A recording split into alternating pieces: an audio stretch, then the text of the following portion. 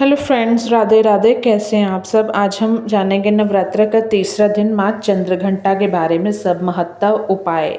कहते हैं माँ चंद्रघंटा का उपाय ही सब कुछ सुख दिलाता है। नवरात्रों के दौरान देवी दुर्गा के 9 रूपों की आराधना होती है। बुधवार को यानी आज जो है नवरात्र का तीसरा दिन है, तो 9 देवियों में यह दिन देवी चंद्रघंटा को समर्पित है। देवी चंद्रघंटा सकारात्मक ऊर्जा का प्रतीक है और यह ओंकार की ध्वनि का साक्षात स्वरूप है। इसलिए देवी का मुकुट घंटे के आकार का है और देवी का बीज मंत्र ऐं श्रीं शक्तये नमः है, जो अपने आप में ब्रह्मांड की पहली ध्वनि है। जब भी हम ध्वनि सुनते हैं, मंदिर में जाते हैं, मन कितना शांत होता है, खुश होता है। तो माँ चंद्रघंटा भी इसी के ही प्रतीक है। जब भी आप पूजा करते हैं, स्टार्टिंग में घंटी बजाते हैं, है ना, तो मन को शुद्धि देने के लिए, वातावरण के लिए। देवी भागवत पुराण में जिक्र आता है कि जब देवी दुर्गा ने असुरों और राक्षसों का अंत करना शुरू किया था, तब उन्होंने सबसे पहले घंटा ध्वनि की। घंटा के नाद से सकारात्मक ऊर्जा का प्रवाह हुआ और कई असुर प्रवृत्तियों का अपने आप ही नाश हो गया था। इसलिए चंद्रघंटा देवी को सकारात्मक ऊर्जा का सतत प्रवाह माना जाता है। आज के दौर में हम जब और हार कर नकारात्मकता से घिरे हुए हैं, तो माँ देवी की आराधना के जरिए और घंटा ध्वनि का साथ ध्यान करते हुए खुद को सकारात्मक ऊर्जा में आप ढाल सकते हैं। कैसे, वही जानेंगे। उपाय के बारे में जानेंगे। इनका महत्व शायद ये आप लोगों को नहीं पता हो। गरुड़ घंटी का महत्व। घर के पूजा घर में जो घंटी प्रयोग होती है उसे गरुड़ घंटी कहते हैं।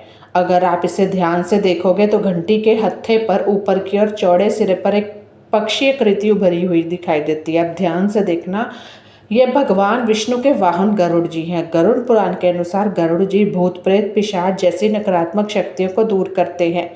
वे भगवान विष्णु के वाहन है, इसलिए उनके द्वार पर है। ठीक है, वैसे ही जैसे हम भी आवाहन अपने द्वार पर रखते हैं। शास्त्रों के अनुसार गरुड़ जी जहाँ भी पहुँचते हैं वह ध्यान स्थान भगवान विष्णु का धाम बन जाता है। इसलिए घर के पूजा घर में गरुड़ घंटी का होना बहुत ज़रूरी है। अब बात करते हैं उपाय। अगर आपका बच्चा पढ़ाई में फोकस नहीं है, पढ़ नहीं रहा, मन नहीं लग रहा, या कोई प्रॉब्लम है, तो घंटी को धीमे सुर में बजाते हुए उसके सिर से चारों ओर 5 बार घुमाएं। इससे बच्चे का मन भी लगेगा, उसका ध्यान जो है भटकेगा नहीं, सकारात्मक सोचेगा, पढ़ेगा। अगर घर में लगातार कलेश होती है, तो दंपति आपसी झगड़े होते हैं, तो आप पति पत्नी को साथ में पूजा करनी चाहिए। सबसे ज़रूरी होता है, रोज़ हर कर सकते हो तो कर लीजिए, और ऐसा ना हो सके तो कम से कम नवरात्र के तीसरे दिन आज ज़रूर करें। सुबह शाम दोनों समय माता की आरती करें और इस दौरान जो घंटी है ज़रूर बजाएं। अगर आप नवरात्रों के अलावा भी पूजा करते हैं तो जो घंटी है वो ज़रूर बजाया करें। सुबह शाम जब भी घर में एक बार जरूर बजाएं। अगर लगातार कोई बीमार पड़ रहा है घर में, तो एक उपाय आज की शाम ज़रूर करें। घर में पूर्व दक्षिणी कोने में जाकर घंटी बजाएं। आरती करने के बाद घर में आरती दिखाने के दौरान यहाँ भी आरती दिखाएं। दीपक की लौ और घंटी की ध्वनि नकारात्मक ऊर्जा को तुरंत दूर करती है। शाम के समय आरती करने के बाद कम से कम 5 मिनट तक धीमे सुर और मध्य लय में लगातार घंटी बजाएं। इस आवाज़ से नाद पैदा होगा और उसकी गूंज मन और मस्तिष्क पर अच्छा प्रभाव डालेगी। घर में खर्च बढ़ रहा है, धन नहीं रुक रहा, या ऐसे खर्चा आ रहा है, तो कोई ना कोई परेशानी बनी रही है, तो शाम के समय मुख्य द्वार के दोनों ओर घंटी बजाएं और फिर वहाँ से घंटी बजाते हुए अंदर ले आए। ये वास्तु उपाय आपके घर की परेशानियों को दूर कर सकता है। अगर आप नवरात्रों में नहीं कर रहे हैं तो ठीक है, आप कंटिन्यू रोज भी कर सकते हैं। ये जैसे माता की ध्वनि एक तरह की चंद्रघंटा माँ की, वास्तु की देवी भी है माता चंद्रघंटा। माना जाता है रोजाना स्नान आदि के बाद गरुड़ घंटी बजाने से भगवान विष्णु के साथ माँ लक्ष्मी भी प्रसन्न होती है और सुख समृद्धि का आशीर्वाद देती है। गरुड़ घंटी रोज बजाने से घर का वातावरण शुद्ध होता है। रोज बजाने से घर का वातावरण, सदस्यों के बीच प्रेम बढ़ता है। गरुड़ घंटी बजाने के साथ आरती करने से पूजा का पूर्ण फल प्राप्त होता है। इसके साथ ही व्यक्ति को मानसिक तनाव से छुटकारा मिलता है।